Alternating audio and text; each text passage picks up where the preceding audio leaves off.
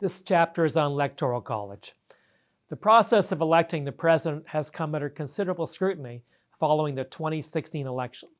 Hillary Clinton won the popular vote by roughly 2.9 million majority, yet failed to become president due to the workings of the Electoral College, which is the means by which the winner of the presidential race is determined. Trump won 304 electoral votes against 227 for Clinton. This was not the first time in American history in which the winner of the popular vote lost the Electoral College vote. The most recent modern example was in 2000, in which Al Gore won the popular vote by some 500,000 votes and lost the Electoral College vote. There were 3 other elections in which the same result occurred. The basic theme of the votes for the Electoral College is that each state is given a fixed number of votes based on its population.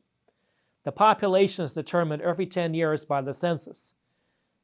As discussed above, this number includes permanent residents, whether or not they are legally in the United States.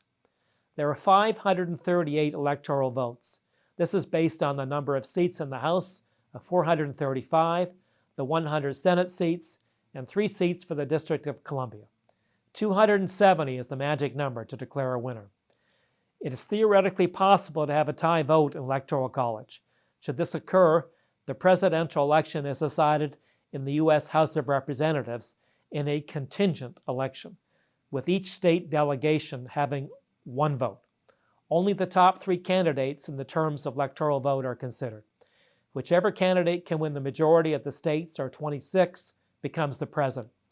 Generally, the winner of each state in the presidential race is given all the assigned votes allocated to that state.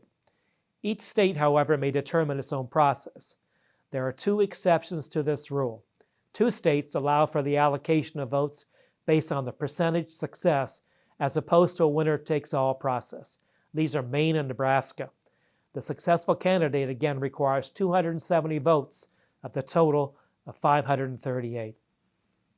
The original Constitution allowed for the voting system of the Electoral College, which was designed to appease the southern states.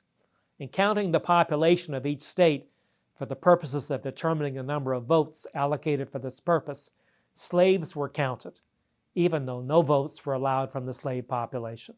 More accurately, the slave population was counted as 3/5 of a person for each slave for the purposes of determining the number of votes for the presidential Electoral College. This was also applied to the population of each state to determine the number of seats of each state in the House of Representatives. This was since revoked, but the concept of the Electoral College remains. One evident consequence of the Electoral College system is that it places a premium on winning swing states, such as Michigan, Wisconsin, Ohio, Pennsylvania, North Carolina, and Florida, to name only a few. The margin of victory for Trump in 2016 was razor thin in the Rust Belt states, which led to his win in the Electoral College. Without the inclusion of slaves as 3/5 of a person in the initial Constitution, the southern states would have accounted for 33 seats in the House of Representatives in 1790 in the first elected House of Representatives. However, with the 3/5 rules in place, that number increased to 47. This gave the South considerable clout in the House in addition to the nomination of the president. However, as the population of the northern states increased over time, their influence also increased. The 3/5 rule continued until the passing of the 13th Amendment in 1865.